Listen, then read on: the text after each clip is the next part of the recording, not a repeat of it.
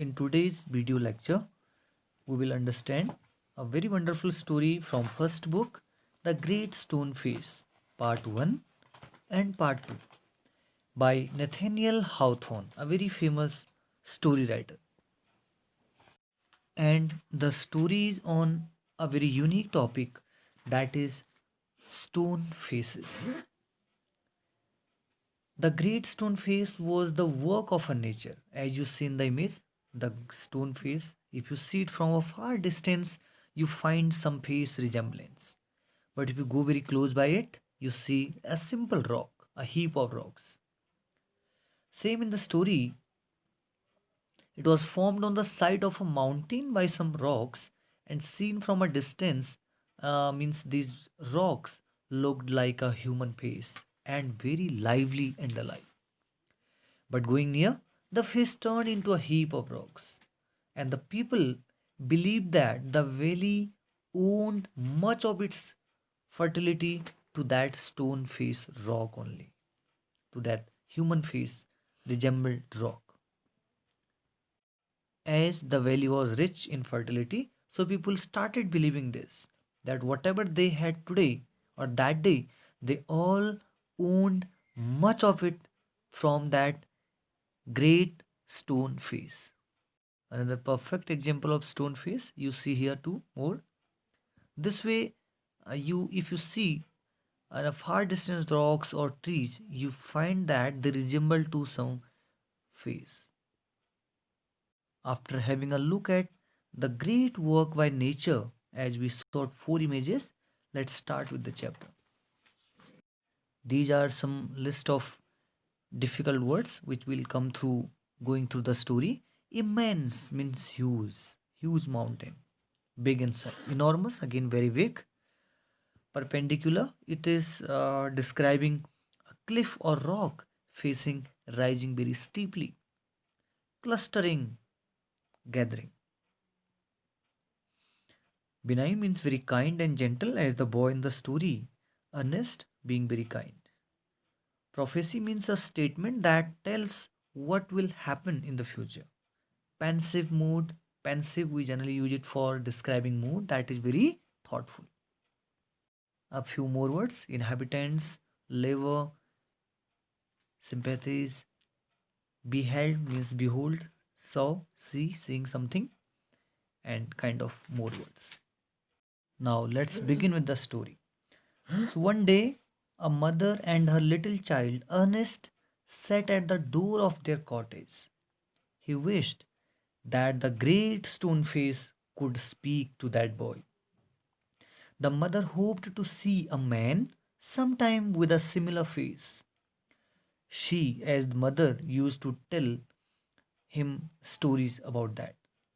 She herself had heard in her childhood days about that someday a man will born or someone will born with a similar face that resemble to great rock mountain, and a great man bearing that stone face would be born someday. That was actually a universal prophecy in that valley or in that village.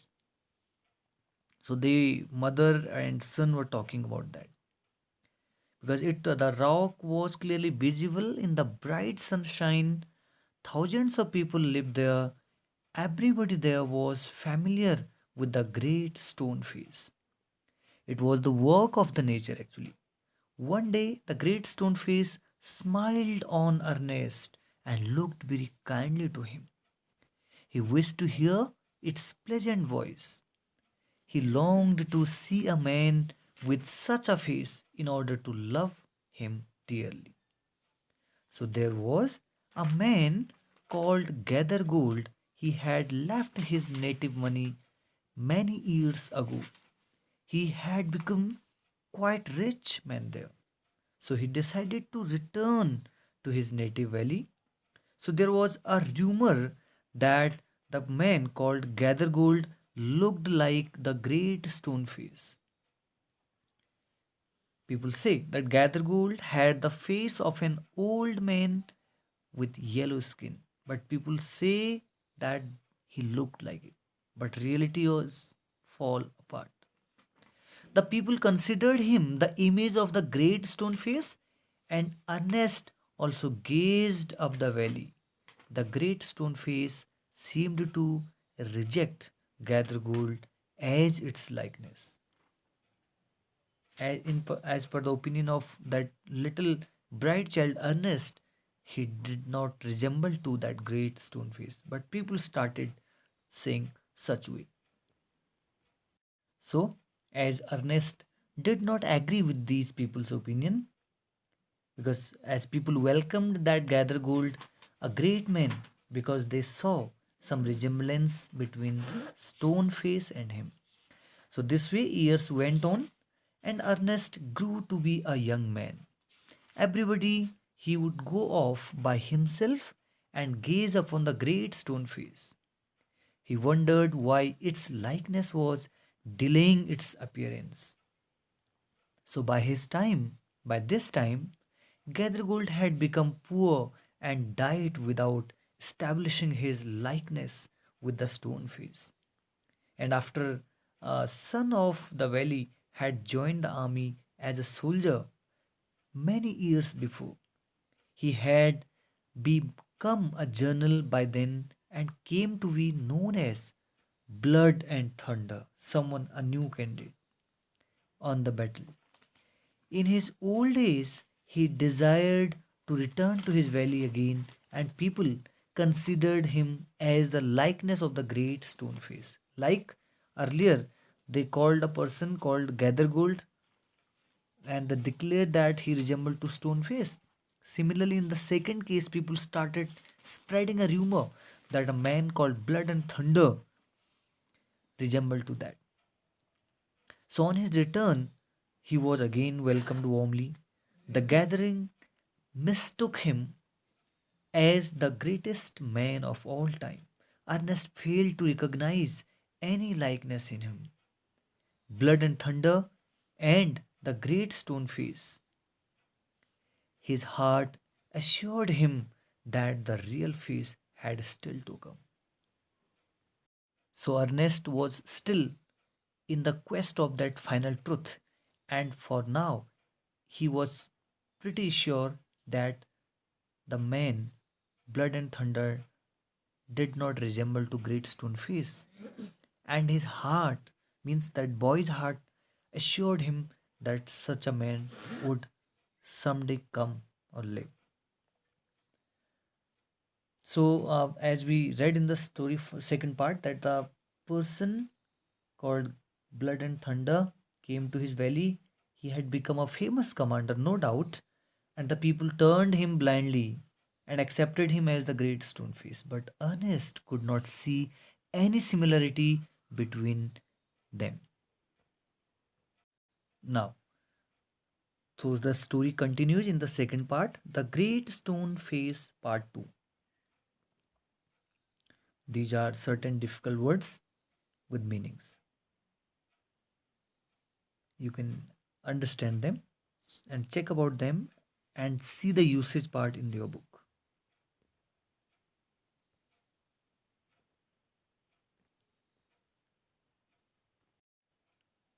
So, years rolled by, passed by, and Ernest was now a middle aged man.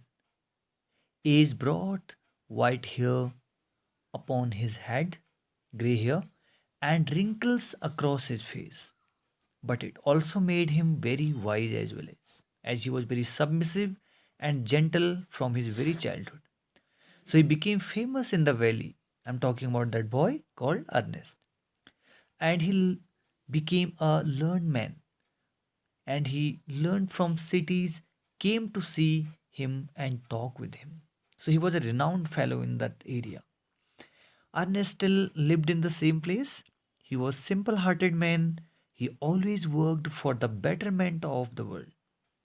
Though he was considered to be an ordinary man, yet he was humble and rich in thoughts, wise. So, with the passage of time, Ernest became old. He had wise thoughts in his mind. He had become famous all over the world. Men came from distant places to see him and speak to him. A new poet had appeared on earth while Ernest had been growing old. So again a third character came, a new poet has came in that city, being again known as good poet. So the poet was a native of Ernest's Valley again, but had stayed in distant cities for a long period. The poet had heard of Ernest's character. One day he came to his door. Ernest was reading a book and glancing lovingly at the mountain from time to time. So Ernest gave him shelter for the night. The great stone face looked kindly at the poet. The poet found Ernest wise, gentle, and kind. So both the people appreciated each other as Ernest appreciated him. Similarly, the poet too had heard of Ernest's wisdom and wished to meet him. So that's why he met him. He had a shelter at his place. Okay. So Ernest used to speak to his neighbors every evening that the poet also accompanied him. The poet listened to his talk. He felt that Ernest's life and character were a far nobler kind of poetry than his own poems. Just them. The poet saw the great stone face just against him, and he declared Ernest as the likeness of the great stone face. Everybody agreed with him. Means the poet said that Ernest resembled to that great stone face, and actually Ernest was that fellow to whom people the prophecy was there that someday such a boy will take birth who face will resemble to great stone face. But Ernest did not agree that. Ernest still hoped that someone who would be wiser and better than himself would appear sometime, someday, later in future. And the person should be bearing a likeness to the great stone face. Means he was so humble, so polite, so simple that he, even after seeing people's and the poet's statement, he did not accept it that he actually is the person resembling to great stone person. But as we could read that story and understand that he was really that fellow who would resemble that great mountain face. As we read earlier, that poet spoke that Ernest was the real likeness of that stone face. People also agreed him. And finally, in the story, you see, story end with a very good note that the prophecy was fulfilled. The poet thought so, but Ernest still kept hoping that some wiser and better man than himself would appear, looking very much like the stone face. So, with the character of Ernest, we can learn many things. Ernest was truly noble and humble person. His deeds actually matched with the thoughts. He received the poet warmly, and for a while he thought the writer of those poems was truly the greatest and wisest person. But the poet and the other people ultimately hailed him as the man with the likeness of Stoneface. But Ernest did not agree.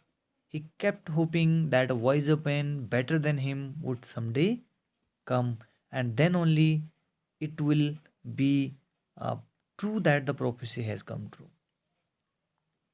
Fine. So it proved that Ernest remained humble to the last. And the great people are like this only. They never consider themselves as great. They always remain cool and humble and submissive, like Ernest in the story. So basically, three characters. Let's learn about them. Ernest. The most important character is Ernest. In the beginning of the book, he was a little boy who lived with his mother in the village where he was born. Further, through the story, he became a very old and wise man. Second character is Ernest's mother. The most important character after Ernest was his mom. She told Ernest the story behind the great stone face. She told Ernest that great stone face was the piece of nature, a gift of nature, creation of nature, and gather gold as well. The first man the people thought who was the look alike of the great stone face was a shopkeeper. His name was Gather Gold. He was a very rich man and he had lots of diamonds and pearls. That's why he may be given that name, Gather Gold. And two, three more general characters in the story were there. And there's an old story. The second man the people thought who was look alike Great Stone Face was a journal. The people called him Old Blood and Thunder. This man had a strong will and a hard face, but not the wisdom and the love of the Great Stone Face. And you see the more character. Third man the people thought was the great stone face resembling person was a great statesman. People called him Old Stony, but he also wasn't the man that they were looking for because he did not have the warm smile like the great stone face. Let's have a look at interesting episode of the story. The end of the book was the most fascinating part. He was inspired by one thing, and that was the great stone face. He told the people of the village some important things. The people were where he talked to saw that Ernest himself was the great stone face. But Ernest was still hoping that some wiser and better man than himself would appear. So, bearing the likeness of the great stone face, I didn't expect, means narrator didn't expect that Ernest was the likeness of the great stone face. That was narrator's opinion or Ernest's opinion about himself. Literary analysis of the story, imagination. The whole story goes about the great stone face. The great stone face was a work of nature. Rain and wind actually had carved out or cut this face out into the side of a mountain. Now it looked like the face of a man. It had a high forehead, a long nose, and great lips. The great stone face, a big face of stone. The story goes about some kind of love between this legendary story and Ernest. And the story is about that prophecy. End of the story. In the end of the story, the people where he talked to saw that Ernest himself was the great stoneface. But Ernest was still hoping that he was not actually the great resemblance of great stoneface, but someone who would be wiser, better man than himself would appear, bearing who would be bearing all likeness of the great stone face, not only smile and wisdom. This way you can see, you may have found somewhere stone faces.